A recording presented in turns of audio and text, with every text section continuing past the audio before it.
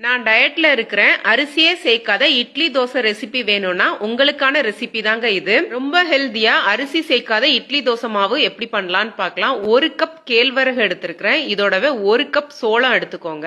கூடவே 1/2 கப் கருப்பு உளுந்து எடுத்திருக்கிறேன். இதோடவே 1/2 டீஸ்பூன் வெந்தயம் சேர்த்து இதை ஃபர்ஸ்ட் நல்லா கழுவிட்டு முங்குற அளவுக்கு தண்ணி ஊற்றி ஒரு 7ல இருந்து 8 மணி நேரம் ஊற வச்சிருங்க. நான் நைட்டே ஊற வச்சுட்டேன். இதை நல்லா ஊறிடுச்சு. மாவு அரைக்கிறதுக்கு 10 நிமிஷத்துக்கு முன்னாடி சிகப்பு அவல் 1/2 கப்பை ஊற வச்சு வச்சிருக்கேன். இது எல்லாத்தையும் ஒன்னா சேர்த்து அரைச்சு எடுத்துக்கோங்க.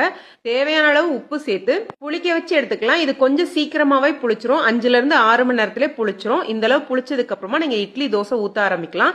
இந்த தோசை மாவை பாத்தீங்கன்னா ரொம்ப நாள் ஃப்ரிட்ஜ்ல ஸ்டோர் பண்ணி வைக்க முடியாது. 3 நாள் வரைக்கும் ஸ்டோர் பண்ணி வச்சா நல்லா இருக்கும். இல்லாட்டா இதுல புளிப்பு தன்மை அதிகமா வர ஆரம்பிச்சிரும். தோசையும் ஊத்துனீங்கன்னா நல்லா இருக்கும். அதே நேரத்துல இட்லி ரொம்ப சாஃப்டா இருக்கும். நம்ம வழக்கமா செய்யற இட்லி தோசைக்கு பதிலா ஒரு வாட்டி இந்த மாதிரி ட்ரை பண்ணி பாருங்க. ரொம்ப ஹெல்தியா இருக்கும். வீடியோ பிடிச்சிருந்துச்சுன்னா லைக் பண்ணுங்க, ஷேர் பண்ணுங்க. நன்றி, வணக்கம்.